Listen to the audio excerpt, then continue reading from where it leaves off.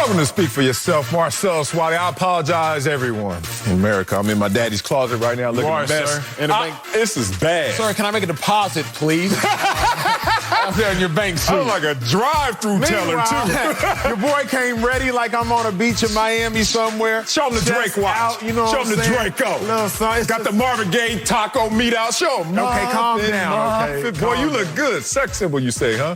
Just a symbol, though. Not a real sexy dude. All right, I'll come back one day once I get a suit that fits. And let's get it started in the NBA where LeBron James, is considered by many to be the best player in the world, but that title doesn't fit anymore.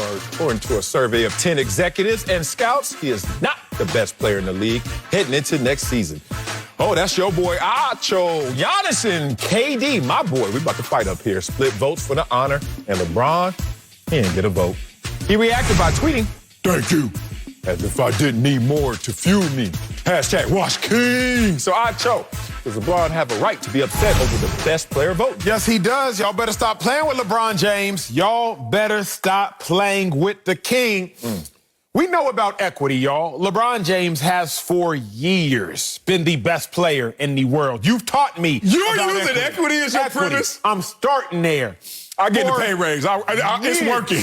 What? LeBron James has been Let's go. the best player in the world. I remind y'all, Yes. every year since 2007, LeBron James has either won the NBA title or he has lost to the team that ended up competing for the NBA title every single year. Again, this year, whenever LeBron is healthy, he's either winning the title or he loses it to the team that goes on to be in the NBA Finals. LeBron James has built up equity of being the greatest player. Now, the problem is what LeBron does great is differently than what he used to do great, and as a result, we're misconstruing his greatness. That's a good statement. LeBron James once averaged 30 points for the duration of a season. Oh my God, leads the league in scoring. LeBron James, he's phenomenal.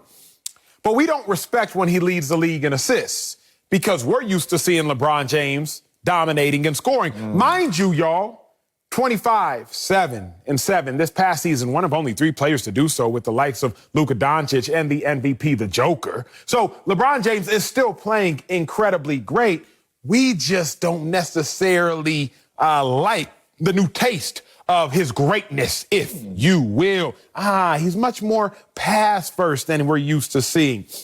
So LeBron may not be the best, but I do know this. Well, then, while we talking, this is about who's the best. Because I know this. You admitting what I'm about to say. You can't judge Yes, I can. LeBron James I'll judge this. while he's hurt. And that's what y'all trying to do. Oh, to really? say that LeBron James is no longer the best player in the league, to unequivocally say that he's no longer the best player in the league, 0 for 10 when it came to 10 people voting, NBA insiders that are clearly about to be NBA outsiders. To say that he's not the best player in the league, Sal, is to judge the man while he was hurt, while he was trying to compete off an ankle injury. And we all know, do not judge a man's greatness when they are down. I'm sorry, it all counts. I'm sorry. I know you know who you are, but do you know where you are? You're at Fox Sports 1. You're at FS1. This is not the History Channel. I don't give a damn what LeBron used to do. I'm talking about right now because they voting right now. Okay, Acho? And now let's talk about right now LeBron James. Since he put on the Lakers uniform, he's missed 58 games. Be real, that counts. Like, I'm not judging you in those 58 you're not playing because guess what? There are no stats. But the ones you come back, we're going to look at those a little differently because they're abbreviated based on your absence. Now, we know who LeBron James is. His reputation precedes him. Yes, sir, it does. And all good things come to an end as well, LeBron. And guess what? Your reign as the king, you could take that. You could take that moniker. You could take that name, take that title with you. But it's no longer present day. Because the king right now is Kevin Durant. The best player available in the NBA, the best player playing in the NBA is Kevin Durant. But LeBron's reputation does precede him. I like to have fun with you. You know, like if you want to take me down this path, let's go down that path. We won't get lost because we're together. Let's just go down that path where his reputation. He is the king. He's supposed to be the best. Those voters knew that as well. So they walk in already leaning towards LeBron, as you would, as I would, right? And then you get your ballot and you're like, I'm about to... Nah, I can't do it. Why? He's missed a lot of games, but he's still LeBron James. Nah, I can't do it. Why? His numbers are down. Nah, I can't do it. Why? Because LeBron James is not the engine for his team anymore.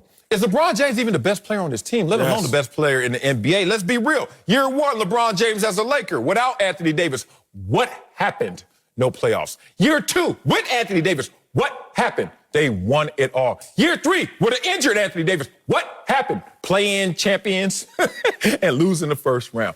Bruh, looks to me that Anthony Davis might be the best player on the Lakers and, more importantly, a better player in this moment.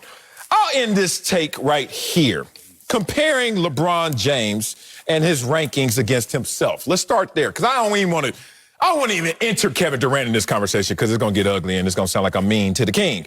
Points per game for LeBron, his worst since when? 2004. Come on, man. History Channel, you want to work over there too? Oprah own that too? All right, rebounds per game. Come on, man. It's been 5 years since LeBron been this bad. Assists per game, you try to mention that. Oh, come on, man. It's been 5 years since LeBron been this bad. But games played, that was his worst ever.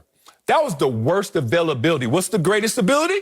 Availability that we've ever seen from LeBron James 2020, 2021. All that adds up to all those voters who were sitting there about to write down LeBron James' name just because of history, but realizing the present doesn't belong on that sheet. I heard that Oprah James. You caught that little Oprah James? Busted on the beat. She probably on every. First off, let's start with this, Brett. There are only 72 games this season. That's on So them. you can't slight LeBron for playing the fewest games ever when there were only 72 games to play this season. About 58 over the last 3 years. Okay, calm down. Calm down. Do you? LeBron is one of the best 3 players in the world. Can we agree on that? Right now? Yes. Ooh. Go 5. You can go 5. Yeah. Oh, definitely 5. Definitely One 5. of the best 5 best players in the world. The problem is, and y'all rock with me here, so will I know. This is a subjective conversation. It's subject to our opinion. The best player in the world is always a subjective conversation. Nash won the MVP, I believe it was 05, 06. Well, it should have been Kobe who won it. Derrick Rose wins an MVP, man. It should have been LeBron who wins it. Giannis wins an MVP. It should have been LeBron who wins it. LeBron wins an MVP. It should have been Kobe who won it. It's always subjective who the best player in the league is. But what we do know is this. Who are some of the best players in the league? I like. You ask somebody, hey, who your favorite rapper? You're going to hear Pop. You're going to hear Biggie. You're going to hear Nas. You're going to hear Jay-Z. You're going to hear Wayne. You're going to hear Kanye. You're going to hear a bunch of different people, but you'll hear the same names. How old are you? The same. Rakim, Big Daddy Kane, Cool G Rap. Can we go? I'm not that. Oh, okay. Keep going. I'm sorry. Not that. I was born in 1990. I was like, damn. So you're going to hear about 5, 6, 7 of the same names. Yes. We don't know who the best was. It's subjective, but we know who's in the conversation. My difference maker is this, Sal. If we know that there are 5 people in the conversation, what's the differentiating factor? Like it. Are you the best player on the best team in the league? So for me, at this junction in time, I understand how Giannis is the best player. He gets the most votes. Because Giannis was the best player on the best team while being in the top 5 conversation. LeBron was the best player on the best team last year while in the top 5 conversation. He was the best player in the world to me. Kevin Durant, the best player on a really good team, albeit not the best team right now. So when I look at it, Sel, LeBron James is at most 1 year removed from being the best player in basketball. So if you just 1 year removed, and in that year, you was hurt, how you don't get 1 vote? I'm not going to say that he's the best. I don't even think LeBron James is mad that he didn't get all 10 votes, but I think he mad he didn't get 1. Like, Russell 10 Wilson? of y'all looked. 10 of y'all looked at the best player in the world. 10 of y'all looked introspectively and said, who do I think the best player in the world is? And didn't nobody say LeBron James? Everybody just overlooked LeBron? For what? That is why he should be upset. I like the end. I do like the ending. I don't know if I stayed in the theater to get to the ending because the beginning of the movie was sucked. But you got there. And you try to muck it up. And I love you, dog, because I know one thing about you. See, I ain't grow up with brothers. And I always heard how brothers fight. And I can see now you the little brother that likes to fight. You just can't lose. You just can't lose because you know, 1, you're going to always get love from mama and daddy because you the baby.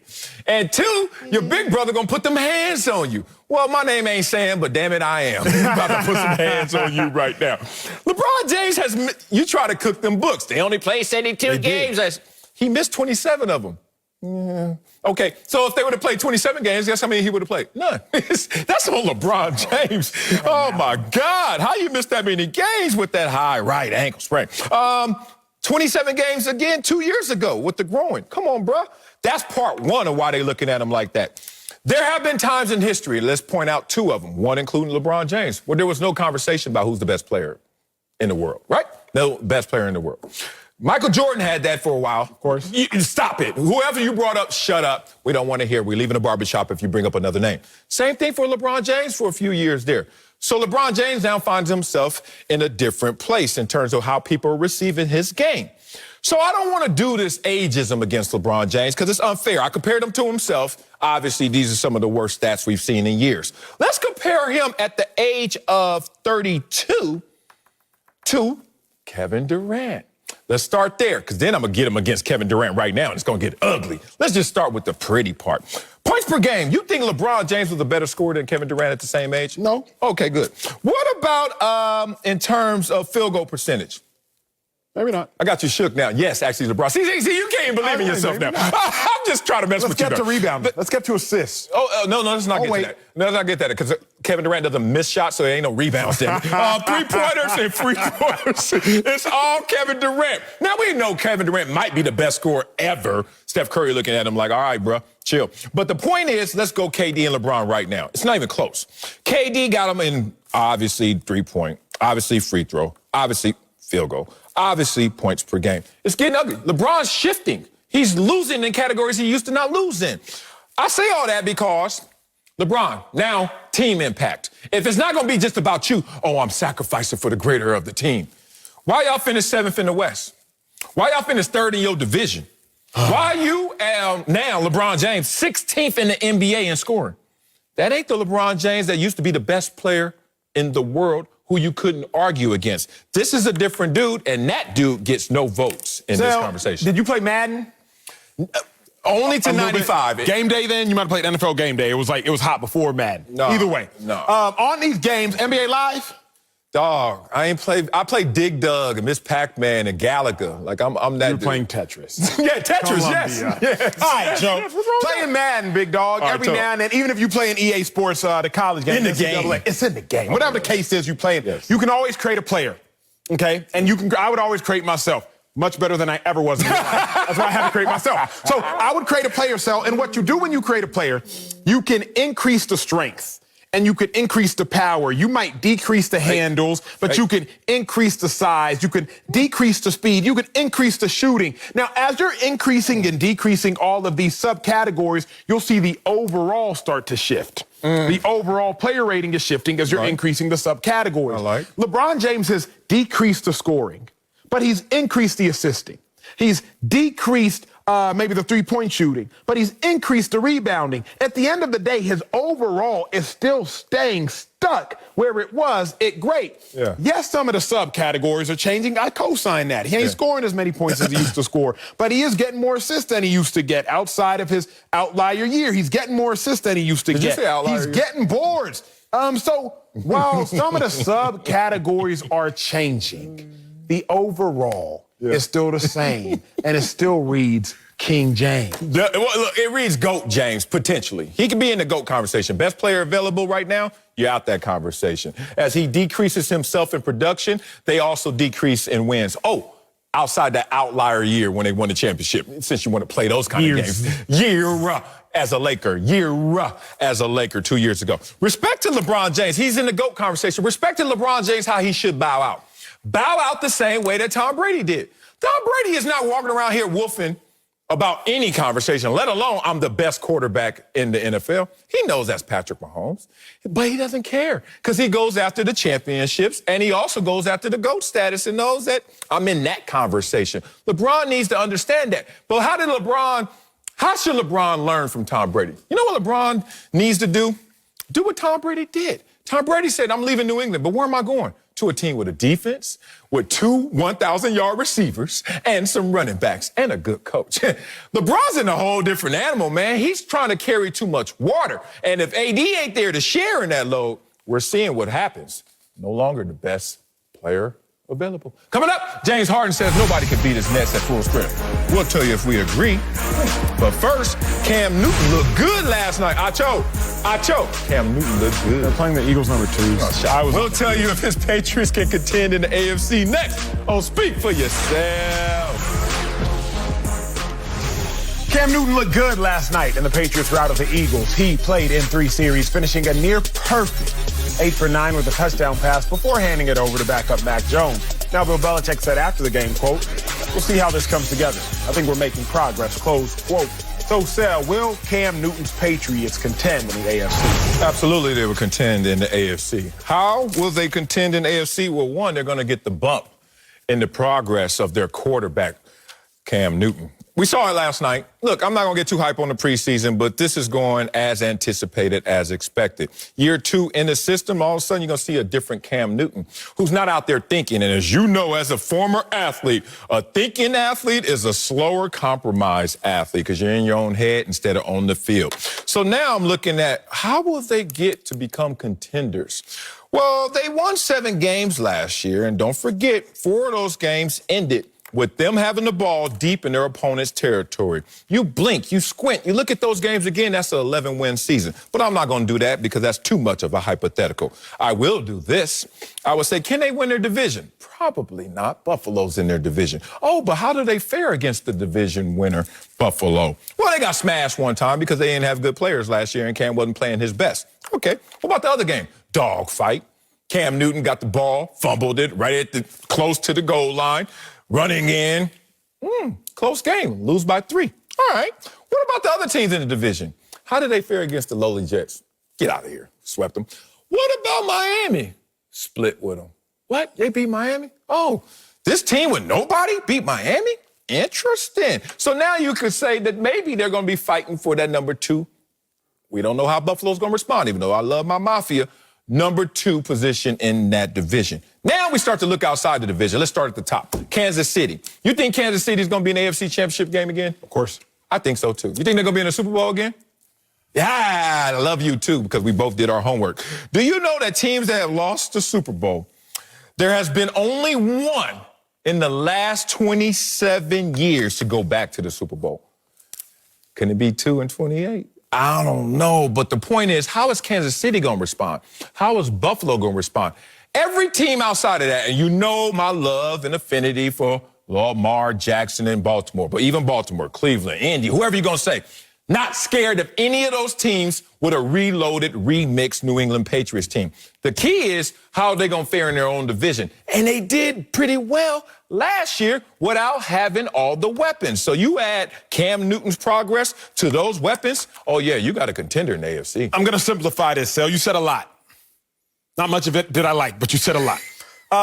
No, they can't contend in the AFC. They won't contend in the AFC, and it will not be Cam Newton's fault. Let's just simplify this. There we go. 7 teams make the playoffs. Going to keep this real simple. We can probably agree the Bills will win the division. We should hope. Josh Allen is balling right now. And mind you, it's his 2nd year now with Stephon Diggs. Bills will win their division. We can say the Baltimore Ravens will win their division. If not, we can say the Steelers. If not, we can say the Browns. But we'll say the Ravens for the sake of this conversation. The Chiefs. We know that they will win their division, so we know they got that covered, and then I'm going to give it to the Titans. I'm going to give the Titans that winners. You got the Titans, you got the Ravens, you got the Chiefs, you got the Bills. That's 4. That's 3 spots left. We can put the Browns in there. I think over the course of the conversation over the last 2 months on this show, we know the Browns are going to be nice. I would also like to put the Steelers in there. 12-win team last year. They're always in the playoffs. That means Steelers, you sliced 2 teams in there I ain't feeling, but they 3 made it last year. Show numbers. That's okay. I guess 1 spot left, Sal. We got 1 spot for the Patriots, the Dolphins, your Chargers, who you believe in. Oh, the Patriots beat 45-0 last year? You believe in. I love them. Okay, so just take the Chargers out. That's fine. Marcellus does not think his Chargers will make the playoffs. Lying, we have that on record. Lying. The Raiders. You believed in John Gruden. What, the Raiders? They beat the Raiders last year. I don't know about that. 16. I'm just doing my homework. What it comes down to is this. The Patriots got 1 spot. That's 7th spot. Because they not winning their division. I ain't even got to argue about that. I think strongly that the Browns and the Steelers will get in. We saw that last year. Browns are getting better. Steelers may not, but we know the Browns will. So now is the Patriots or the Dolphins, the Patriots or the Chargers, the Patriots or the Raiders, the Patriots or the Colts.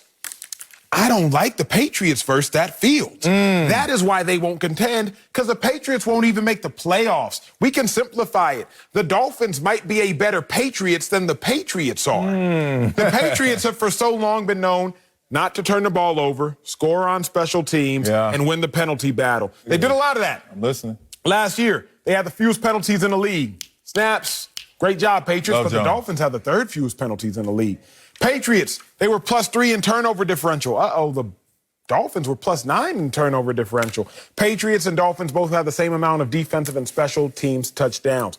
The Dolphins might be a better version of the Patriots than even the Patriots are. So, Sel, to very simply put it, the reason the Patriots can't contend in the AFC is because they won't even make the playoffs. And I just simplified how and why they won't make the playoffs and which team. I don't know if you simplified it. I think you didn't go deep enough, but that's another way of saying you simplified it, because the odds of winning that division go through Buffalo, and then who's behind Buffalo? Miami, as you stated, and then I say, as Vegas says, it's the Patriots. But now I'm about to challenge Vegas, and every now and then you can challenge Vegas and not build another casino and help them out, right? Sometimes the house loses, and let's talk about this and how the house is going to lose. They played each other last year. Remember, last year, I understand you had Ryan Fitzpatrick and you were trying to pass the baton over to Tua. So you had a little quarterback in transition play there, but you still had a team. The Patriots didn't have a team. They had a new quarterback who caught COVID and had to play against you guys the second time after the first time they beat y'all. They beat them by 10. What about the second time after the COVID and after they were kind of going through their struggles? They lost by 10. Point differential, 0. Whoa, wait a minute. Acho, I race you. First of all, I'm going to beat you, but I race you. And I got a bad hamstring, and we tie. Then we say, run it back, and I'm fully healthy. You can see me on IG over there getting rubbed down, Theragunned up, getting a little cryo. I'm doing it all. And you already know I'm a national record holder. And then I'm racing you with the good hammies this time. What are the odds that I'm going to win? I think they're greater. They're strong. That's why I'm thinking right now, everyone's looking at this Miami team, and I'm not slighting them. I'm just saying, yo, the bump from the Patriots is going to be extreme. Here's the kicker, because in all honesty, I don't know that this block was meant to be that, but it really comes down to Patriots and the Dolphins. Yeah, let's talk. Both the Patriots and the Dolphins will not make the playoffs. They both may miss the playoffs, but they both will not make the playoffs. We don't know the other division. Last year, they both missed it. Well, because we know Bills, Chiefs. Bills, Chiefs. Bills, Chiefs. All right, 1, 2. No. Bills, Chiefs. Titans, Colts, somebody got it. One of them got it. Make the Titans, because they returned their quarterback. Make the Titans. All right, we get 3. What team am I missing? Ravens. Can we make it Ravens? You want to make it Browns? I don't really care, honestly. I don't care. So, Ravens, they in. We really only got 3 spots left. Like, that's it. Well, let's go to war. Chargers. Let's go to war. Chargers, I'm throwing them out. Oh, you can do that. I'll do that after the season. After my tickets. Raiders, I'm even going to throw them out. Okay, I'm with that. Bet. So now we have 3 spots, but you still have some records, though. You got Dolphins. I like the Dolphins more than I like the Patriots, because Cam Newton was first year in the offense. Tua was first year in the league. Oh, good point. You feel me? Like, it's different now. Cam Newton, I understand he doesn't know that language before, but Cam Newton knows how to speak. Let's put it like this. Let me break it down for y'all. When you go to different systems, you're just learning different languages. It's the same play. It's just a different language. For example, you might hear in one system a defensive play. Open me 63. Okay. 63 is the coverage. Cover 6 if the offense comes out like that. Cover 3 if they come out like that. Open me. If you are the outside linebacker on the open side, the side away from the tight end, me. You blitzing. Open, me, go. 63 is the coverage. Somewhere else, though, you might hear Will, me, 6. Will linebacker. That ain't me. You blitzing. 6. So Cam Newton, although he's in a new playbook, he just got to translate a language. You can go to Italy and get by with Spanish. Now, it behooves you to know Italian, but you can get by with Spanish. Tua, on the other hand, he didn't even know how to speak. Like, Tua's just sitting here trying to learn A, B, C, D, E, F, G. He learning the ABCs. Cam Newton just got to hear how to go from hola to bonjour. You feel me? Like, he just got to figure out how to make the pivot. So I think we will see more growth from the Dolphins. 3 teams from that AFC West AFC East ain't gonna come through. I like that. And if it's only one cell, give me them Dolphins, big Damn, dog. you took me home, man. You took me home because I thought being from L.A. and, I was in advanced Spanish class and I went to Brazil one time. I'm out there speaking my Spanish. It got me by, but it behooved me to know some Portuguese because you know what? we hit some barriers. Let's just say in our conversations, I hit some barriers. Some roadblocks. Yeah. Then I just had to show my change. It's like, look, everybody know what this means. No, just kidding. Here's the thing. If you look at Cam Newton this year, we're not going to talk about the bump of Miami because we expect them to bump as well. But do we expect them to have the bump to the degree that the Patriots will? One, who wins in the coaching matchup? All things equal, all things considered, if they're playing close to their optimal selves, who has the better coaching staff? We know New England. Mm-hmm. All right, let's talk about the quarterback. If all things are equal, who's going to be better at quarterback? Cam Newton. I mean, Tua's coming. Tua's going to be great. He ain't Cam Newton yet, and Cam Newton has fallen from his heavens and still is going to be in a good position. Now you start looking at how the team is dressed up. And this is no shot at Miami, but you should have got him when you had him. Now, New England is back, and there's something about, tell me if you've ever been in a situation where you got mind control over Debo, which means that team comes up and shows up no matter what. I don't know if it's the colors. I don't know if it's the team and the history, but something about them puts points on the board just because they showed up. The Patriots have had mind control over this division for so long. Buffalo's past that point. They exercised that demon. I don't know if Miami has. Certainly the Jets have not. Be interested to see what the Patriots do in that division, because if they get that number 2 spot in that division, oh, yeah, they in the playoffs. Coming up, Nick Saban is speaking out on the name, image, and likeness rule in college football. Tell you if his concerns are valid. That's the conversation next. Don't speak for yourself. Hola, hola. Tomorrow, one of the greatest fighters of our generation puts his legacy on the line as Manny Pacquiao, my man, battles welterweight world champion, your Dennis Olgas in the can't-miss title fight of the summer. That's tomorrow, live on pay-per-view. Buy it right now on the Fox Sports app and watch on any screen you want. Speaking of the showdown, tomorrow's blockbuster fight is featured on the free-to-play Fox Bet Super 6 app. Scan the QR code below, download the app, and answer 6 questions about Fight Night for your chance to win $1,000. I used to train with Pacquiao. Wild card. Freddie Roach, that's my dog. Let's move on to college football. I won, too. Where a lot has been shaken up with the new NCAA rule, which allows players to profit from their name, image, and likeness. Nick Saban said earlier this summer that his quarterback, Bryce Young, is generating close to $1 million in endorsements. Saban pointed out a potential problem with the rule, telling ESPN, I don't think anybody else is making significant money, but the players that have a name are making something. Equality in the locker room is my biggest concern. Haven't heard any complaints so far. I told our players, when you play in the NFL, everybody doesn't make the same. Everybody in college has always been the same. That's not going to be the case anymore. I don't know how it's going to affect people. So, Acho, are Nick Saban's concerns over equality in the locker room valid? They are valid, but not now. They will be valid in maybe 2 to 3 years. Nobody has yet to figure out this whole NIL marketing thing. So, like the salary cap in professional sports increases over time, this figurative salary cap in college is going to grow. Right now, businesses don't fully know how much they can get from college athletes. So you're not seeing the full influx of dollars in college athletics. But I got to keep it a buck with y'all, keep it 100 if I can. There is already inequality in the locker room. I showed up to Texas, 3-star recruit. Texas was incredible at the time. Colt McCoy was our starting quarterback. I never saw Colt go to class. I'm sure he did, but he didn't get there how I got there. He ain't walk, and he definitely ain't take the bus because he couldn't take the bus. He was too famous to take the bus. He would have gotten harassed, et cetera, et cetera. I heard the stories of he's doing online classes this, online classes that. Like, I never saw him use the same transportation that little old me was using, because he couldn't afford to use that transportation, figuratively speaking, as he was the star quarterback. I pulled up to the facilities, in my little old school 4Runner, RAV4, whatever I was driving at the time. Other cats pulled up in the Dodge Camaros. I don't know what they was whipping in Colombia, but in my time, the Escalades was popping, the Dodge Camaros was popping, the Chargers was popping. I was like, how do y'all have those? And how do they have rims on them? Like, some cats just had certain luxuries that me, the young buck, did not have. There's already inequality in the locker room. I'm living on the dorms. These other dudes are living in nice, fancy townhouses. But how? So, Sel, what Nick Saban is worried about, he doesn't need to worry about just now. Yes, the star quarterback might make $1 million. Maybe 5 players in college football will make that kind of money. But for the most part, the hierarchy that already exists isn't going to be any different just yet. There may come a day when Cass is pulling in $5 to $10 million when you see a Reggie Bush, Vince Young, Cam Newton type of cat.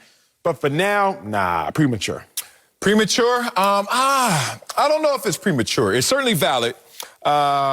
It could be disingenuous a little bit. They've been seeing you, Nick Saban, nearly making $10 million a year in that same locker room, and ain't nobody had no problems with that. So they've gotten a little dose of inequality already. And they're big boys. And when you go to college, it's to prepare you for the real world. Well, welcome to the real world. Where no matter where you go, there you are, and it's not level and it's not equal. There's no such thing as equality, so it's hopeful that these kids are going to start to understand that lesson right now. Now, I know some people are sitting there, what do you mean there's no such thing as equality? It's a logical fallacy. Let me tell you why. Because if there is equality, let's say there's equal opportunity, right? But with that equal opportunity, it won't lead to equal production. Guess what's going to happen when you have uneven production? You're not going to give those people who are not producing the same amount of opportunities. Therefore, the vicious cycle starts and continues. There's no equality. These guys know that. 5 stars walk on day 1, feeling a little different than 4 stars. Feeling a little different than 3 stars, right? Feeling a little different than a walk-on, right? So don't act like we ain't getting it. We just now seeing it in a different form and fashion. So now you look at a situation where these kids are going to advance in the ranks as Alabama football players, and let's say some of them make it to the NFL, as we know they will. Now, when you get to the NFL, here's the kicker. It's not just the fact that one of your teammates is making more money than you. Hey, he's a veteran. He's an all-pro. He's a beast. He deserves that. It's when you have to now take orders from someone more powerful than you that doesn't make as much as you. That's the mind. Wait a minute, special teams assistant coordinator homeboy that's making whatever you're making. I'm making more than you, and you barking at me like I'm the tree? Oh, my God. And that's when you got to understand the dynamics at play. But just, hey, you make more bread than me. I can't spend your bread because I didn't make your bread. That really doesn't concern me with these kids. What concerns me is that the kids don't get anything out of this, and they were fighting for something else, which I'll tell you next week. The other thing, Sel, did y'all have Pell Grants at Columbia? Nah, because we didn't have scholarships. Bam. Okay. In Texas, you have Pell Grant. You get a scholarship check. When I was there, scholarship check, $1,000. Maybe you got it every 3 weeks, 2.5 weeks, something like that. But some cats got Pell Grant. Yeah, I didn't get Pell Grant. I didn't know what it was. But Pell Grant, I'm now seeing if your family's income was between $30,000 to $60,000, you would qualify for Pell Grant, roughly an extra $6,500 check. If your family made over $60,000, harder to qualify. Oh, good for y'all then. But I would walk around, bro, with cats who got the Pell Grant checks, had the newest J's, had the newest Gucci wallets, the newest Gucci wristlets. I'm like, wait a second, bro. How you get a scholarship check and another check, and now you got all this? And I just got the scholarship check. I wasn't tripping. You know, I knew it had something to do with familial income and this, that, and the third. But how it played out in college, because Sonny and Christy Acho were not throwing no money to your boy at the time. They just didn't need to. So as it played out in college, cats on my team had more things personally than I had. Not talking family, but just than what I had. Yeah. There was already inequality. Looking apart. You walking around in True Religions, I'm walking around in Sean John's. You know, okay? Oh, wait a minute. Sean John wonder high?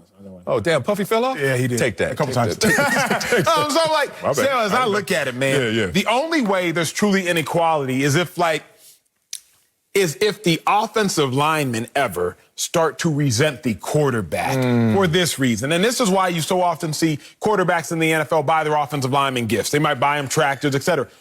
Because the quarterback knows who's really contributing to the success of the quarterback. Preach. Dak Prescott makes $160 million in 4 years. He'll make $75 million this year. But Dak realizes without Tyron Smith, without Lyle Collins, without Zach Martin, he ain't really all that. So he's like, I have to keep them hogs, he will call them, fed. In college, though, do the athletes have the bandwidth, the mental wherewithal to realize, wait a second, man, without my offensive lineman, I'm nobody. Offensive lineman ain't making a penny. I'm making millions. Eventually, they might throw a lookout block. Great point. Look out! And that's it. That is a great point. And to your point of maybe premature, we're premature to that conversation, but that will be a reality if you start to see the disparity between the skilled players making that money, especially the quarterbacks, and then you seeing these linemen and the guys in the trenches who really are doing the warfare, not getting anything out of it. I'm going to use Nick Saban's actions and words against him to prove why these players were fighting for something they haven't received and won't receive. I keep talking about how these players, everyone's loving the NIL deals. Yeah, it's crumbs on the table compared to what the fight was for. The fight was for compensation. They don't have a base salary compensation. There's no minimum wage now for these players. So now we don't protect these players as they were fighting for. The fight was for compensation. This has now been detoured into an NIL conversation. Name, image, and likeness. Here's the synonym of that. Go get it your damn self. If you're somebody, you're going to get something. If you're nobody, who's to say you're nobody? Go get it your damn self. You only gonna eat what you kill. Here's the problem without compensation, without base salary for these players. Nick Saban just told you, outside our quarterback, ain't nobody getting jacked. This is Alabama, y'all. This is the top dog. The top dog just admitted, nobody caught it, that he basically like, this NIL stuff so far, ain't nothing happening. But guys ain't tripping because why? Guys ain't fighting over nothing because there's nothing on the table. I always said this was going to be a crumbs on the table detour to the fight for real compensation. And everybody's like, nah, they're going to get it. And then you hear this one, you hear this one, you hear this one. It's almost how they play the hood sometimes. They just go pick this guy, and then highlight that story and act like that's the entire story. And I'm like, no, there's so much more good and bad that y'all forgetting about because we are focused narrowly on this detour. These players are in for it. If Alabama can't hit the ground running, imagine when you get down to the lower tier schools, what year is it going to be for those guys to finally get proper compensation? So far by the statistics, seems like never. Coming up, James Harden thinks his Nets cannot be beat when they're at full strength. We'll tell you if we agree. I kind of know we ain't. But we're going to talk about it. That's next on Speak For Yourself. Know Acho a little bit. Watch and speak for yourself. Marcellus Wiley, Emmanuel, my dog, Marvin Gaye Acho over there, looking good over there. Let's get back to the NBA where the Nets were knocked off in the conference semis by the NBA champion Bucks. But Kyrie Irving and James Harden both played only 4 games in the series due to injuries. Harden was asked by Sports Illustrated why next season will be the year he gets his first title and said, quote, at full strength, nobody can beat us. I'm just going to leave it at that. Got to bring in Fox NBA analyst Slick Rick the Bucher. But Acho, is James Harden right that nobody can beat the Nets at full strength? No, I don't believe he's right, but this is why. We haven't seen the Nets at full strength to know if the Nets would beat themselves at full strength. Oh, wow. See, when you're in a honeymoon phase, it's hard to know if you will self-implode, self-explode. Think about it. You might see a new couple in the first 3 to 4 months. Oh, my God, they're so happy. They're going to be the best couple, make the best marriage ever. But after they're there together for a year, maybe 2, they beat themselves. It's not as though there was any extracurricular activities. It's not as though one stepped out. It's just as they both stepped in, they didn't like what they stepped into. And so I don't know if anybody else could beat the Nets, but I do think the Nets may beat themselves. Let's go back to the words of future Hall of Famer, I would assume, Chauncey Billups, when they knocked off the Lakers in 2004. Now, remember, the Lakers were an incredibly talented team. But the Lakers beat themselves, in Chauncey's words, because the Lakers had been together so long that Shaq had already won 3 finals MVPs. Shaq had won his MVPs, and Chauncey knew the late Kobe Bryant wanted his. So as Chauncey Billups tells the story, the point guard for the Pistons, he just had to make sure the Lakers beat themselves by self-imploding because Kobe was going to want to ascend to heights that Shaq had already been at. So the Pistons just simply let the Lakers beat themselves. Obviously, figuratively speaking, the Pistons did a lot of great things in that series. As I look at it, the Lakers, or the Nets rather, I don't know if they're going to beat themselves because we ain't seen them play together long enough. So for that reason, I do not think James Harden is right. Everything looks good in a honeymoon phase. They've only played 14 games together. That's as much of a honeymoon phase as there can be. Remember, the Golden State Warriors were in a great honeymoon phase for the first year and change with Kevin Durant. What happened that 3rd year? Draymond Green, Kevin Durant. It wasn't Pat Beverly on the Clippers roster that caused them to self-implode. It wasn't Doc Rivers, the head coach at the time, that caused them to self-implode. It was Draymond and KD's self that imploded. I think that could happen with the Nets. But the only way we know if it will happen is if they are at full strength. So James Harden question, it undermines itself by the existence of itself. I don't believe that he is right about this, but I do have to give James credit for being able to combine unbelievable arrogance with complete detachment from reality in the very same comment. And words are important here, and he's very sneaky, or at least maybe the way it was written is very sneakily written, because he says at full strength, nobody can beat us. Well, there's a word missing, or one that we could replace there. If at full strength, nobody can beat us. And as soon as you put the if in there, everybody goes, well, if we could say a million different things, if and buts, etc. But we keep that out, so it sounds a lot stronger than it is. But the truth is, did something happen between the end of last season and now for me to believe, even if those three are playing together, that they are unbeatable? Were they unbeatable last year when they were together? No, they weren't. They were 5-3 during the regular season when they all three played together. They lost a game in the playoffs to the Boston Celtics, a perfectly mediocre Boston Celtics team in the playoffs. And more important, so what if you're at full strength and you're the best team? That's not how this works. It's a matter of, are you the best team in spite of not necessarily being full strength? That's what the Phoenix Suns demonstrated in getting to the finals. That's what the Milwaukee Bucks demonstrated in getting to the finals. So it doesn't really matter. This seems to be sort of a specious statement to say, you know what, if all goes well, this is what we're capable of. If Kawhi Leonard had stayed healthy, we can make this argument that the Clippers were the best team in the Western Conference and would have beat the Phoenix Suns. We can make the argument that Anthony Davis doesn't get hurt, then LeBron James and the Lakers beat the Phoenix Suns in the first round. We're not making those arguments because that's in a fantasy world where everything is perfect. And last I checked, we don't give out championships for perfect world. It's not, you know what? In a perfect world, we were the champions. James Harden, you can have that. In a perfect world, you guys are the best team and unbeatable. The NBA does not operate in a perfect world. And the evidence is that not only are you beatable when you all three are together, but you three are not capable of staying together. Wow. Oh, man, you mad at the wrong thing, Slick. He's just doing what the media does. We do it every day. We speak in hypotheticals. That's why he had this interview. It was a hypothetical talking about next year. It's not real right now.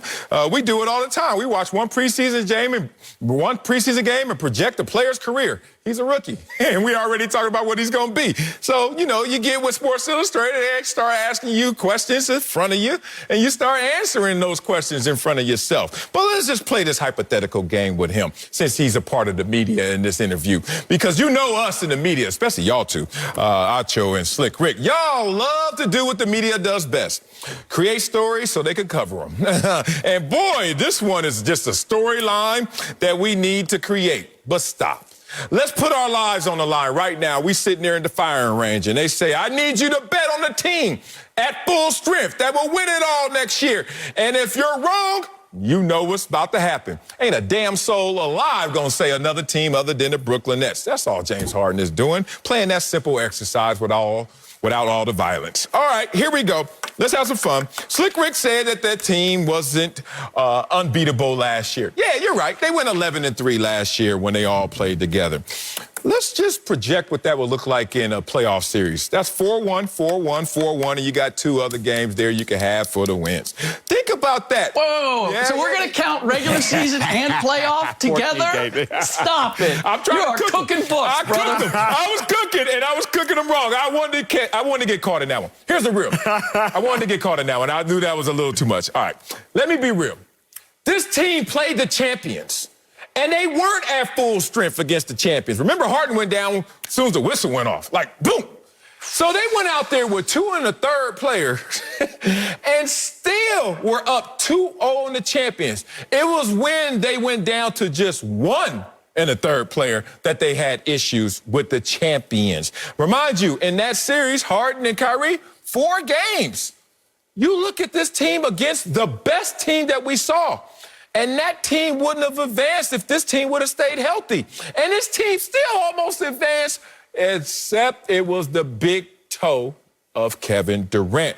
So you just can't mess with this team as constructed. You can't mess with this team as designed. And all he's saying is, if you take away the one thing you can't take away, which we know is a guarantee of health, but then let's just have a hypothetical, since we're just talking in the media. If we took that away, who could beat us? And there are some teams that you could say at full strength, there's not a single chance in the world they're going to win. New Orleans, at full strength, are they winning the championship? Hell no. So he's just having a simple mental exercise that we shouldn't condemn him from, especially because he's right. No, first off, Sel, if you're talking again about some sort of perfect utopian society in which everybody is at full strength, then all of a sudden the Lakers are at full strength too.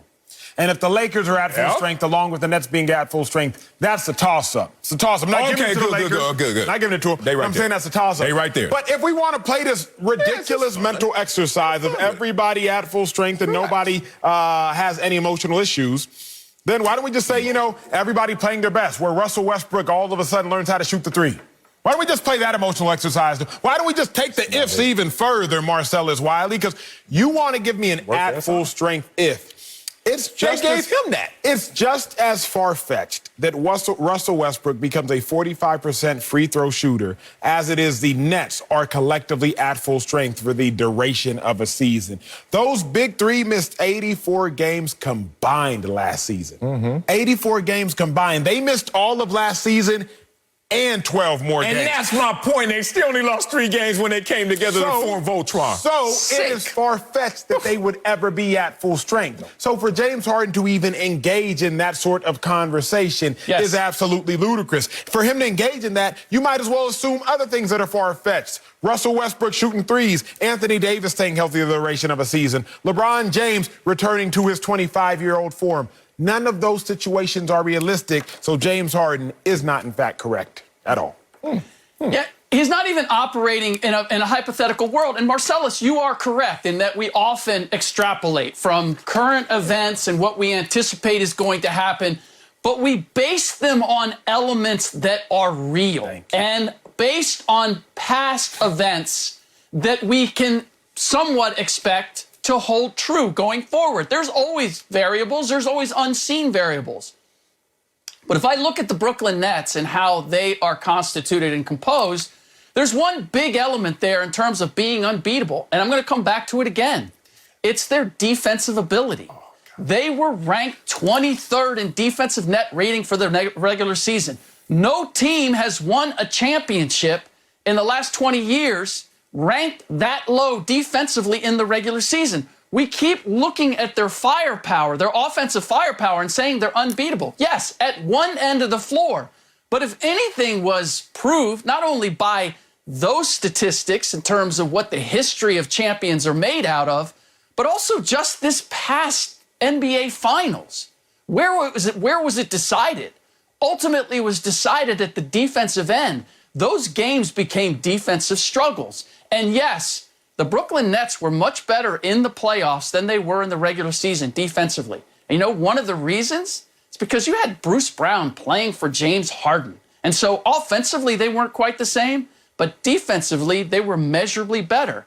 Is Bruce Brown going to be playing for James Harden? Not in James Harden's hypothetical, we're all going to be at full strength and playing. You're going to have both James Harden and Kyrie Irving on the floor playing defense and not doing it well. And I'm suggesting that because historically, they haven't played defense well. So I love James Harden's confidence. He should believe that.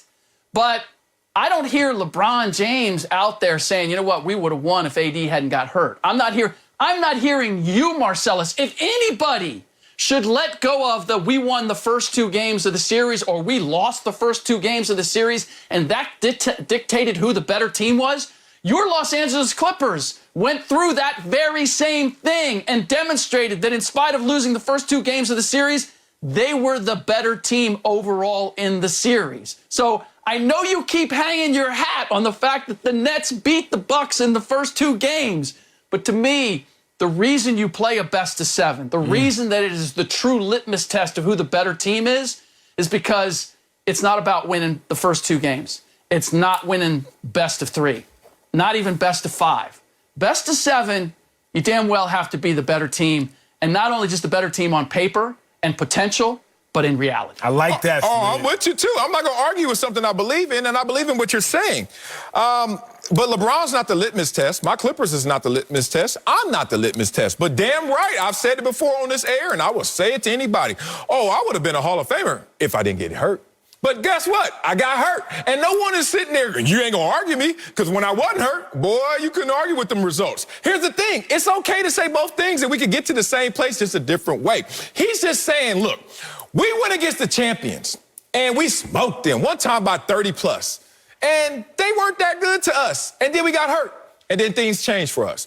I don't understand why we can't have that conversation. We can have the real conversation because, forget it. Let's not even have the real conversation. The results speak for themselves. We ain't got to talk about it. But let's have some fun and entertainment and saying, what was the difference maker in this series? What tilted this series? Was it the play of the Bucks or was it the injuries to the Nets?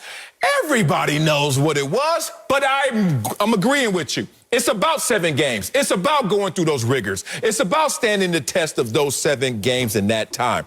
But since you love to bring up defense with my Brooklyn Nets, I'm going to do 2 things to you. One, I'm going to bring up one of these scouts that was voting about who's the best player in the game. And they said this about Kevin Durant.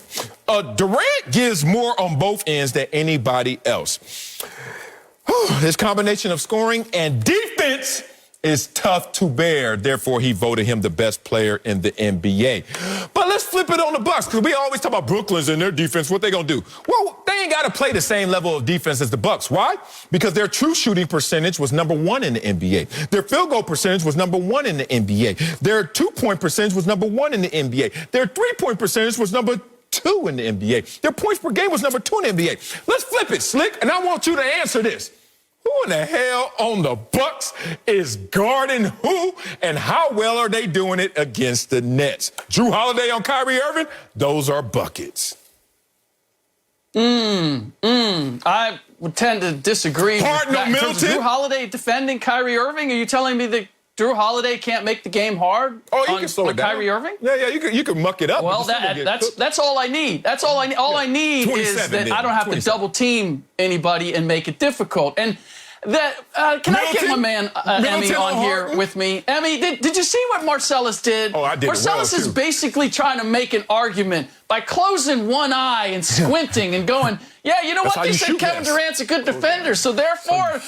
Aren't the Brooklyn Nets, good defenders? Can I kind of postulate from that? Can I expand, from one guy? Yes, Kevin Durant is a two-way player, without question. You didn't hear me talking about Kevin Durant's defense. You heard me talking about Kyrie Irving and James Harden's defense. What about Middleton because and Harden? Those are going to be issues. And you know what? And I'll throw Joe Harris out there as well. And if we're talking about health, does that mean that Blake Griffin is going to stay healthy? Because historically, he hasn't been able to do that through an 82-game season and then in the playoffs. And you don't have Jeff Green, and you don't have LaMarcus Aldridge. So if we're talking full strength, then Blake Griffin's got to be part of that. We got Patty Mills, one of the top 15 guys in the league in terms of win percentage and championship pedigree. I'm not going to go there. I want to go here. Lie detector test. Okay, hook yourselves up. Hook yourselves up. If all teams are healthy, who wins the championship? I say Brooklyn.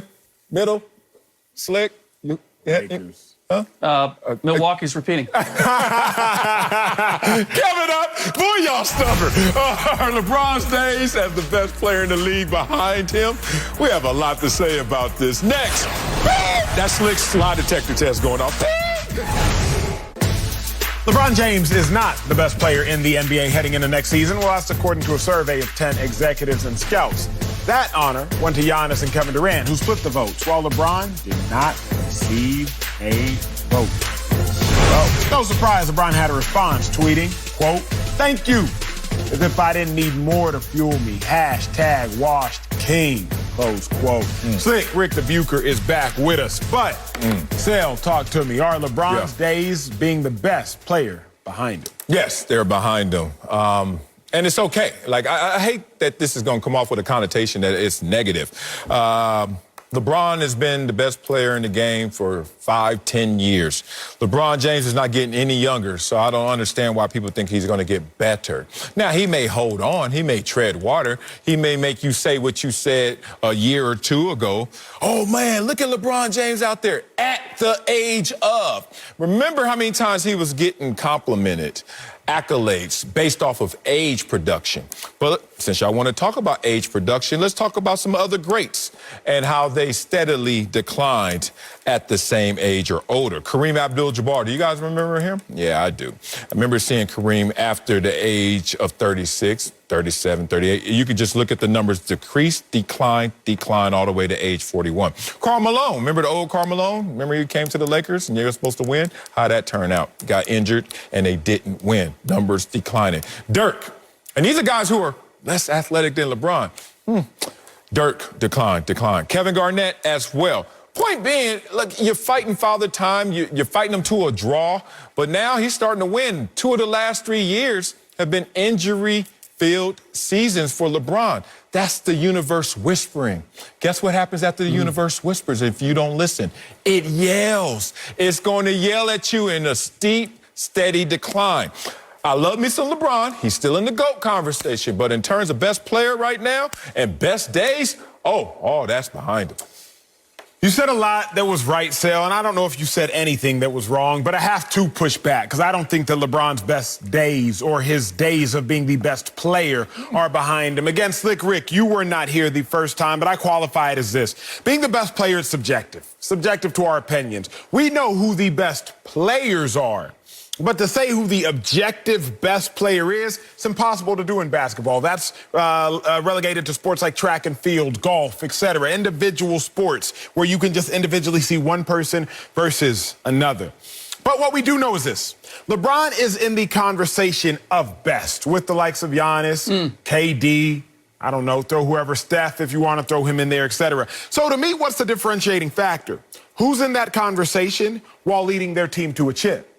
That's how I solidify. Like, you know what? When all else fails, LeBron versus Giannis, who was the best player last year? Well, when we saw it all said and done, it was LeBron. Yeah, Giannis won the regular season MVP, but who was truly the best?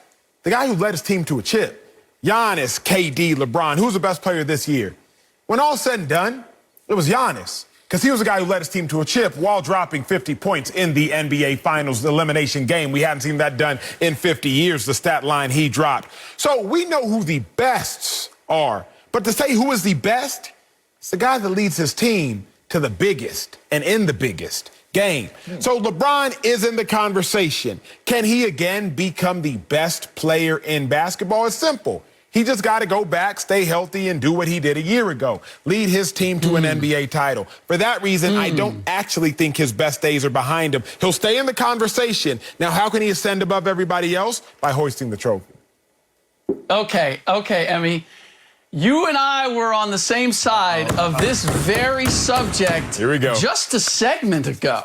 And now you are going to the other side, and you've decided I'd love to live in that perfect world too. Can I do that? Because of the position that I'd like to take in this conversation. Take it, Slick. It's not a matter of can you be the best player on any given night or any given game, because I would say yes, then LeBron James is in that conversation, and he may well be capable of capturing that.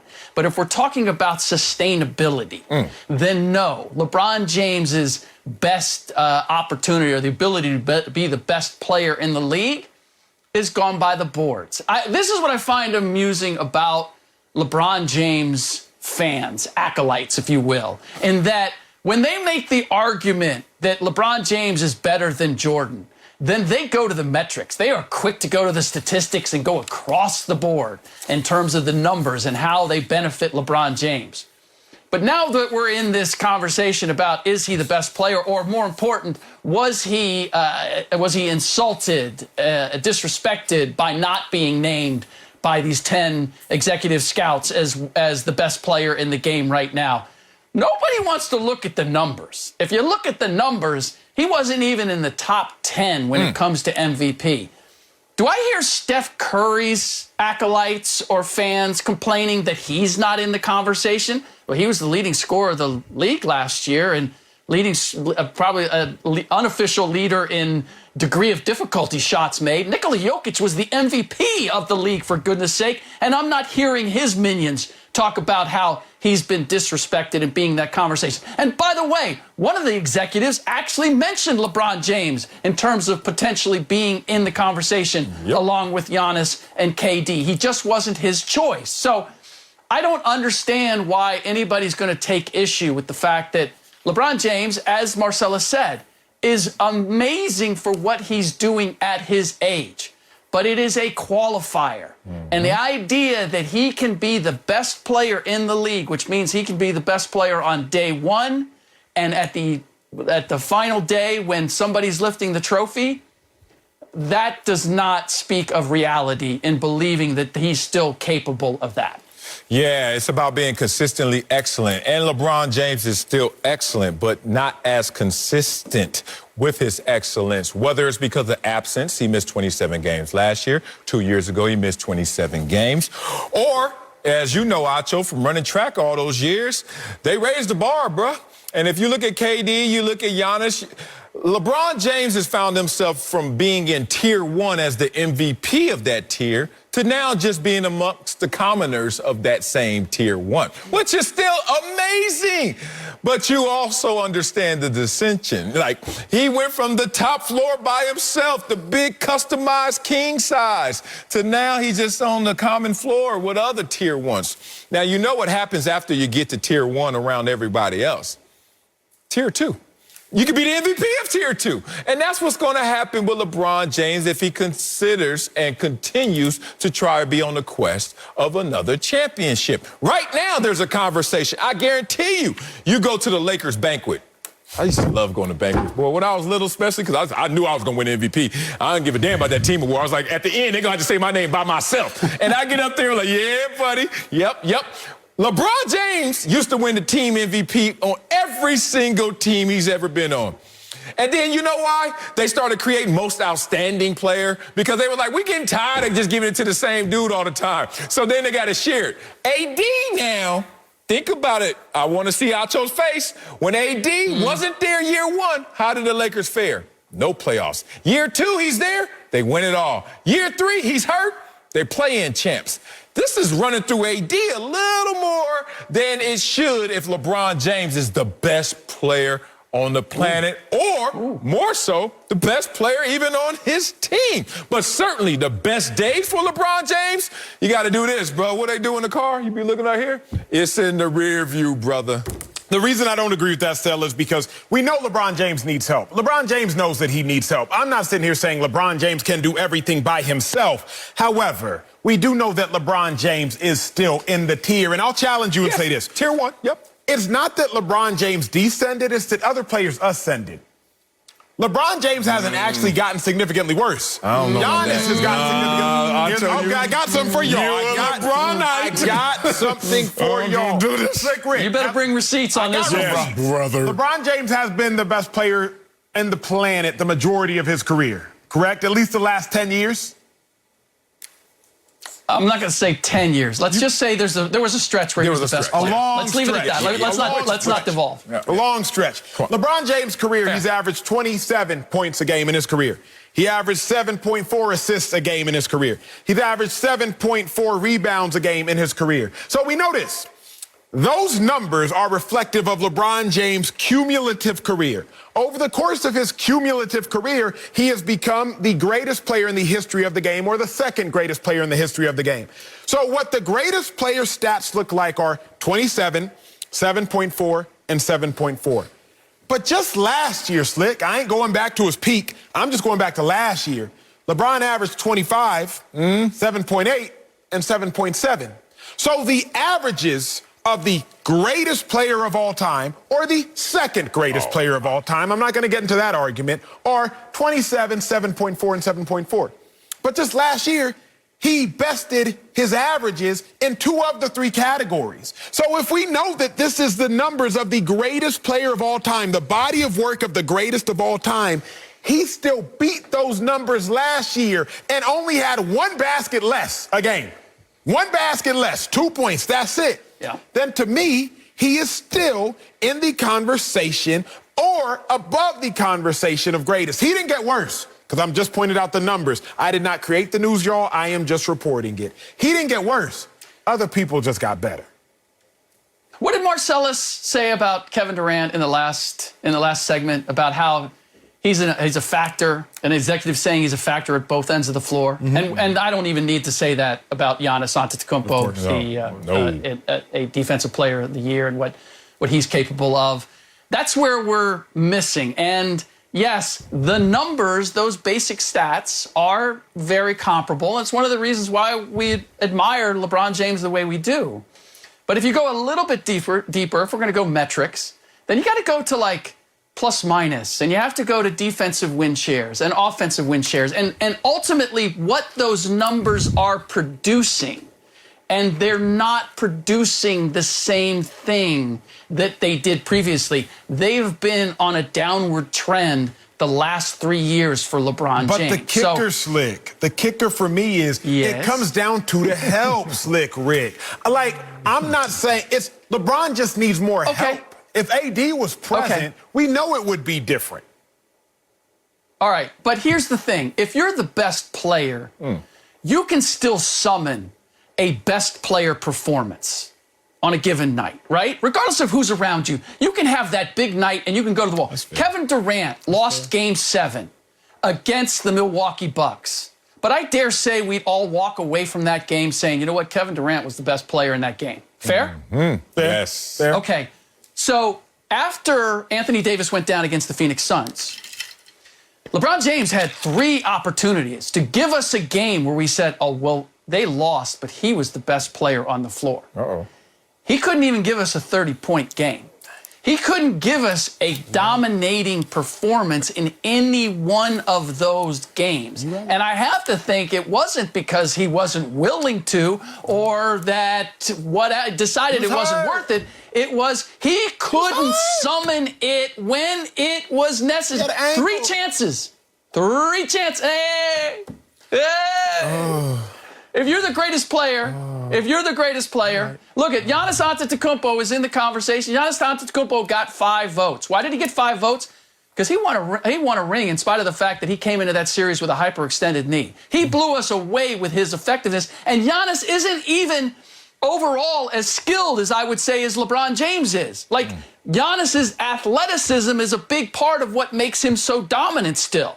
So if he was able to overcome that and think his way through still impacting the game to win a championship, and LeBron James couldn't even win a game, never mind win a game, give me a performance where I said, well, regardless of the outcome, he proved that he was the best player in that series, then I really have to question, how do I get to the point where I say that he's capable of being the best player in the entire league? Man, I love me some Acho, my little bro from another, my little brother. Oh, because Acho, I remember being in the 8th grade, and I think I was taking trigonometry or something. Pretty advanced, Tom. I was in the 9th grade, and I was a mathematician. But I remember getting smacked in the face when I went from averages with numbers to medians and means. Remember those days when all of a sudden you don't add them all up, you start trying to find the middle value or the value that occurs the most. And I remember those days, Acho, because you just took me back. Post-traumatic stress. I was starting to get a B in the class instead of my A. Then I realized that LeBron's averages are going to factor in those early years when he wasn't trying to get an assist at all, only 5 assists. Or those early years when he was out there running that floor and he wasn't trying to stay down for those rebounds, only 5 rebounds. And so when you showed me his average numbers and say he's not that far off from it, well, if you add up all them bad years in there too, you're going to get somebody close to those averages. But let me do what I do. Let me do what I was doing in trigonometry. I can hear you right now, Mr. Tubbs, my teacher. Okay, LeBron James, points per game, 25. Listen to Acho, it's only 1 basket. Yeah, but it's your worst since 2004. Let's compare you against yourself. You told me that everyone got better, LeBron did get worse. You sure about that? Rebounds per game, we got to go back 5-6 years. You sure about that? Assists per game, you got to go back 5 or 6 years. And then availability, which is the greatest ability. Damn, LeBron. That was the worst we've ever seen. Wait a second. Coming up, Wait a the second. Eagles were blown out last night. In my ear, they say, you got to go. Don't you got a flight? We'll tell you if we're already worried about their first-year head coach, Nick Sirianni. That's next on Speak For Yourself. I'm doing a show with 2 book cookers. 2 nerds. Let's head to Philly. Jalen Hurts warmed up pregame last night, but was taken to the hospital for abdominal pain. Eagles' new head coach, Nick Sirianni, said his quarterback will be okay.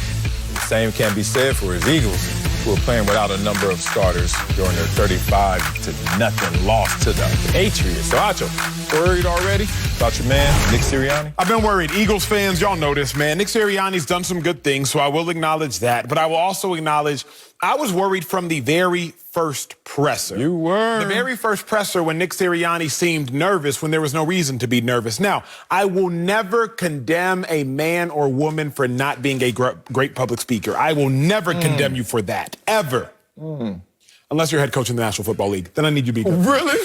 Period. That ain't right. If you're head coach in the National Football League, that ain't right. 60-70% of football, in my opinion, is X's and O's from a head coaching perspective. But the other 20 to 30%, if you will, 30 to 40% it's motivation, man. You have to get fully grown men to go run into other fully grown men every single day.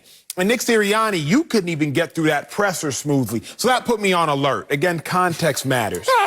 Now, preseason game 1 for the Eagles, I see their starting quarterback, their starting tight ends, their starting receivers, but I don't see their starting running back, Miles Sanders. To my knowledge, Miles Sanders was not hurt. Well, now, preseason game number 2, I don't see their starting tight ends, I don't see their starting receivers, but I see their starting running back, Miles Sanders. Heisman Trophy winner Devontae Smith, number 10 overall pick, he comes into the game because he's recovered from a knee injury, so he starts, but he plays with Joe Flacco. Why would you throw Devontae Smith recovering from an MCL injury out there with Joe Flacco? Preseason games are already mitigated of having meaning, but now it's even more meaningless because the guy who's going to be throwing him the ball come the regular season is not throwing him the ball in the preseason. So now Devontae Smith's just out there doing what y'all could have had him doing in practice, going up against DBs to work on timing that is not really going to be timing. So Sirianni's just done a couple things that are very questionable to me. Things that I just don't get. The Jalen Hurts thing, even his injury and his stomach infection having to be rushed to the hospital, I feel for my dog Jalen Hurts. That was weird because I'm like, it's weird because he did pregame warm-up. You don't go out into the field until an hour 30. I ain't never seen Bubba Gus send nobody to the hospital. I seen him send somebody to the locker room, but I ain't seen him send nobody to the hospital. So I'm just like, if he was battling anything, why do you even go through pregame warm-up? Because unless a switch flipped, and now all of a sudden you go from 100% to 0%, but if Hurts was even at 60 or 70%, don't even put him in pads, big dog. So the way this whole situation has been flowing, I just don't like. It doesn't seem clean to me. Be honest with me, because I haven't been with you every single moment of your life. Anybody ever said you nitpick? Anybody ever? I'm the worst. Oh, okay, I could tell. I'm a perfectionist. I could tell. You got something in your beard right now. Nitpicking like you. See how that felt? You nitpicking this dude. Of course. And you know why? Because he started off on the wrong foot with you. I was there when the press conference happened, and I was there and seeing your emotional response. Just to a dude who was stuttering through a press conference. Maybe he had anxiety. Mr. Mental Health. Maybe he just has some issues. You don't say this when Naomi don't want to do a press conference or she crying during one. So I'm not going to be mad at this dude for stuttering through one. Coach, I don't care if you stutter or not. Coach, I don't care if you're quiet or not. Wade Phillips used to talk like this. All right, guys, you know what? And we go out there and win 11 games. Did he win the Super Bowl as a head coach? No, he didn't win the Super Bowl as a coach. He had bad players like me. But if he had better players, he would have won a Super Bowl because there wasn't no Wade Phillips. And he almost won one as a coordinator. Stop that. He did win one as a coordinator. No, it's about the Rams. Oh, yeah, he did win one. He got his Broncos. Here we go. I'm going to give it to you like this. This dude, Miles Sanders, is not a man. He's a teenager. He's a starter, but he ain't the man. He doesn't get those vet rules where you ain't going to go out there and play in the preseason. Be real. Okay, thank you. Devontae, I love you, brother. You just got drafted. We know you good. But now we need to know if you're healthy. So you're going to play. It's not about timing. It's not about going out there and getting your rhythm. It's not about you going out there and showing how good you are. We want to just know if your knee is ready for the rigors. Then we'll put you in a synchronized event with your starting quarterback. All that said, I just look at the coach who's just like, look, I'm trying to figure it out. I have a great resume. That's why I'm in this position right now to be the head coach. And now there are nitpickers in the media who's trying to tell me that since I had a little issue in my press conference, that you don't think I can coach. Got to bring in Fox NFL analyst Bucky Brooks. So, Bucky, are you nitpicking? Are you worried about Nick Sirianni? Nick picking? I am, because I'm going to be a hater in this segment. The reason why I'm worried is not only because of Nick Sirianni, but I believe in the National Football League, experience matters. He's a first-time head coach. So normally when you're a first-time head coach, you surround yourself with old heads, veteran coaches that have been in the league, that know how to do it. When I look at his coaching roster, all of his coordinators are first-time guys. This is the first time they ever did it, with the exception of Shane Steichen, who is in his second year as a coordinator. So now what you have is inexperience at the top, inexperience at the lieutenant level, and then a bunch of guys at the lower levels who have never been in the league for a long time, nor held significant titles. So what you get against a team like the Patriots, who really test your ability to coach, your ability to play, because they're so on the details, you get exposed. And so even though we talk about preseason games don't count, they certainly matter. And what happened last night, the Philadelphia Eagles, experience amongst their coaching staff, got exposed. If I'm a Philly fan, I'm worried and I'm really concerned about how good this team will be going on. Oh, yeah, all Philly fans, be worried. Your backup's going to get blown out by the backups of the Patriots, 35-0. Oh, yeah, that's going to really happen in the regular season. Boy, y'all some nitpickers. Coming up, the 49ers quarterback chatter is not going away. We'll tell you who we think Kyle Shanahan wants to win the starting job, and that's next on Speak for Yourself. I got your back. Let's head to the Bay Area, where talk about the 49ers is centered around their quarterbacks. Now, head coach Kyle Shanahan has said this offseason that Jimmy Garoppolo is the starter and rookie Trey Lance is number 2. But on Thursday, he appeared to leave the door open for a quarterback battle. Take a listen.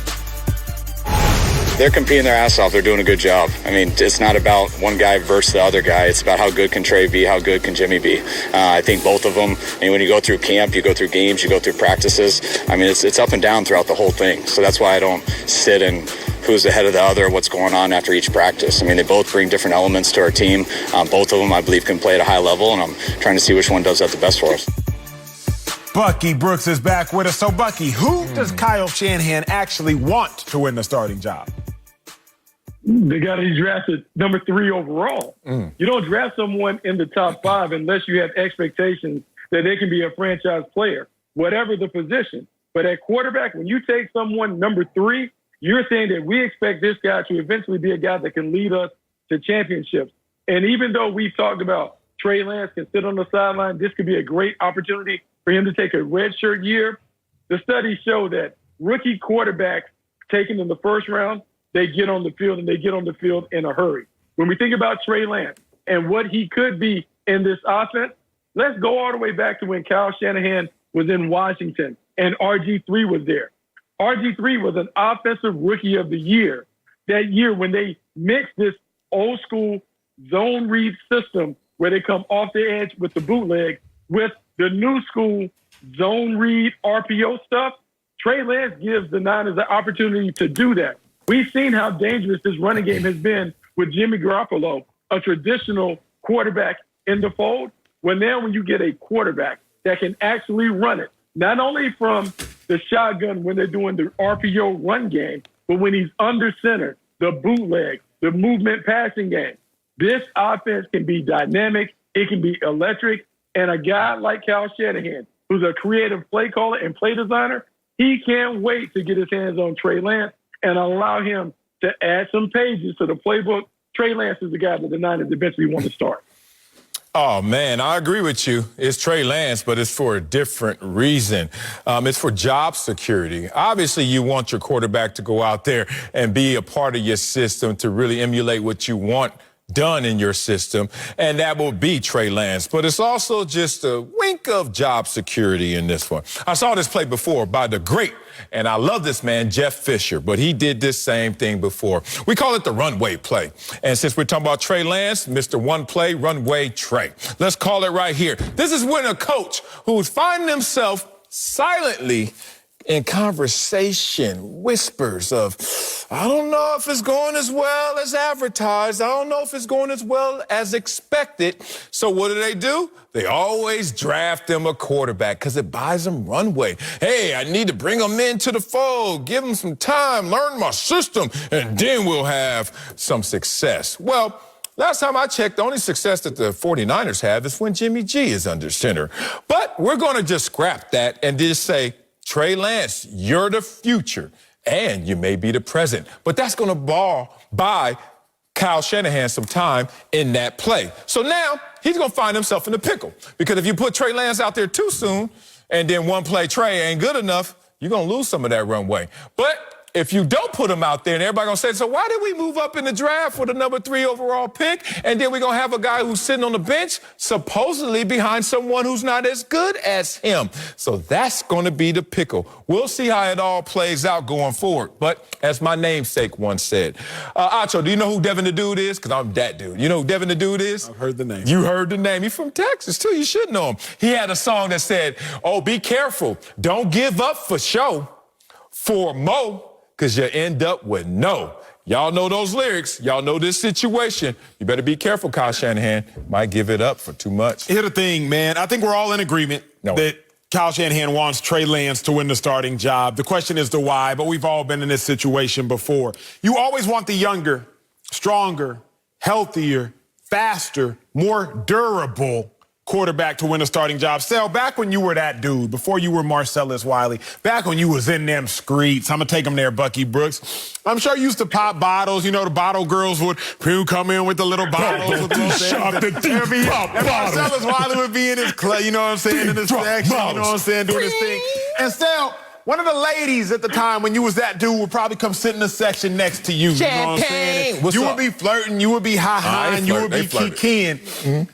And you probably think to yourself, like, man, like, I wish I could take you more seriously. I wish you had more depth to yourself. You know, I wish you may have pursued your education further. I wish that I could actually pursue something with you because it's cool that you're attractive and got the bodies and all that stuff. But I wish I could make you my starter.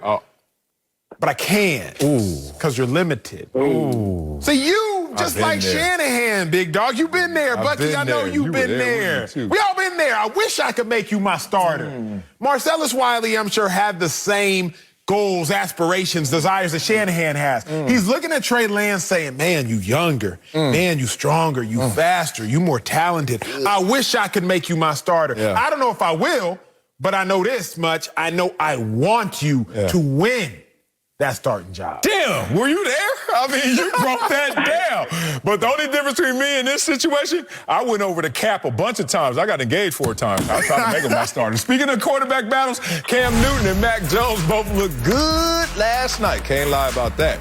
Tell you if we're convinced the Patriots are Cam's team. Next on Speak for Yourself. You went over the cap, boy, I went over the cap. Cam Newton and Mac Jones. Who? Mac Jones both shined in the Patriots blowout win over the Eagles last night. Cam played the first 3 series, throwing just over 100 yards with a touchdown pass. That's what he do. Then Mac Jones came in. Who? Took over in the second quarter, finishing 13 for 19 for nearly 150 passing yards. Boys out there balling, Acho. So are you convinced the Patriots are Cam's team? I do think they're Cam's team because Belichick wants them to be Cam's team, but I don't at all read into that performance yesterday. Let's go. I mean, Cam Newton yesterday, it was him against the Eagles twos, and I respect the Eagles twos. My life was an Eagles two. Right. But Cam Newton had a 151 passer rating. So the last time that happened, well, it's only happened for Cam once, his MVP year, week 14. So I read nothing into that game except for Belichick ran him with the ones, and he kept them in long enough with the ones, brought Mac Jones in, and isn't giving Mac Jones an equal opportunity to compete for the job. Why is that? Why is Because that an I've never seen Mac Jones start the game as a starter. There's a difference. Oh, I got you. If you go out there at you the would just beginning- diminish it saying he's going against the number twos. He was going against the twos, but Cam was treated as the one. Cam was treated as the one preseason game one, treated as a one preseason game two. Until Mac starts to get at least treated like a one, then I know for certain it's Cam Newton's team. I don't know necessarily that he's earned it by play, but you said this. Okay. Cam can't lose the job in the preseason. You don't believe so. No. I believe so. No. But I don't think he can lose the job if you're going against another team's number twos. And you have all of your ones. Because now you were saying it in a figurative sense. Yeah. I was saying it in a literal sense. Yeah. But literally, if you're going against lesser opponents and you have all your dogs out there, Cam was 8 for 9 with 151 passer rating. It's not even realistic, big dog. And that's even better for Cam Newton, for the Patriots, for Bill Belichick to make this assessment. Cam, two things I want to see. You're going against their number twos, as you say. You better destroy them dudes. He destroyed them dudes. Good. Remember, I told you the most pressure is going against somebody who's not as good as you, because it's all upside for them and for you. If you look bad or just look normal or just start slow, everybody looking at you like, why didn't you destroy them? Cam took care of that. But more importantly, Cam responded to the fire, to the avalanche that's coming with the Mac Jones support. Mac Jones, before he took one snap under center, got a standing ovation. Whoa! And then, this is in New England. This is not like Jacksonville or old Cleveland. This is New England. And they're like, here comes our next Brady. We got him. And Cam is sitting there, be real. You've been a competitor. You've been a teammate of somebody that you could feel the groundswell for. You're sitting there like, what? You have to fight that internal pressure, everyone looking at you sideways, and then you go against lesser players and you dominate. Oh, it's their team, because Cam Newton went out there and showed. Mac's balling. The beautiful thing about this is they're in a no-lose now. Mac is showing that he can play. He can play instantly. We know his pocket presence. We know his decision-making. But now you got Cam Newton out there saying, oh, I'm going to resurrect my career. The combination of those two factors and the fact that Cam is not caving under this pressure. I know he's a former MVP, but it's only his second year playing in the Patriots system, where let's just say he didn't hit the ground running. Now he's like, put them all in front of me. I'm going to knock them down, because last year was an anomaly. I'm back to my MVP form. All right, I went too far. All right, coming up, T.O. He did have a 151 rating. Coming up, T.O. is being recruited for an NFL return. Oh, NFL's expanding to 33 teams. Oh, at 47 years old? Come on, T.O. Tell the truth. Well, we'll tell you if we're buying that. That's next on Speak for Yourself. Who's the 33rd team? Terrell Owens says there's no doubt he could play in the NFL today. I agree with that. T.O. is a Hall of Famer, but he's also 47 years old. He told TMZ that an individual in the league, quote, asked me to keep myself in shape. Anything can happen. Acho had to go. So, Bucky, are you buying T.O. as being recruited for an NFL return? No, I'm not buying that. Don't do that. Like, as much as T.O. would like to continue to play, I don't think NFL teams are out there looking for 47-year-old wide receivers. Really? Let's just think about it this way. The GOAT, Jerry Rice, at 42, he had 30 receptions, 429 yards, and 3 touchdowns. That's 5 years removed from where T.O. is right now. Hey, Marcellus, if I'm a DB and I got a 50-year-old man lining up opposite me, I'm quick jamming him, and I'm trying to throw him out the club. I love T.O. He's a Hall of Famer, but he can't play in today's league. Look, I believe T.O. The only thing that threw me off was he didn't give the person an official title. He kind of said somebody on the team. That could be the janitor. It could be the dude that's doing the laundry. It doesn't have to be a scout necessarily. But I'm looking at the worst teams in terms of passing game last year. You know, the Ravens, Jets, Patriots, Giants, Eagles. Kadarius Toney, Keelan Cole, some of these third receivers out there on these sorry teams that can't run, throw, and catch the ball. T.O.'s a specimen, even more so than Jerry Rice. He would have been better at that same age. We'll see. Have a great weekend. Fox Sports PBC pay-per-view will weigh in a Pacquiao next. I got it in. Well, I'm a pro.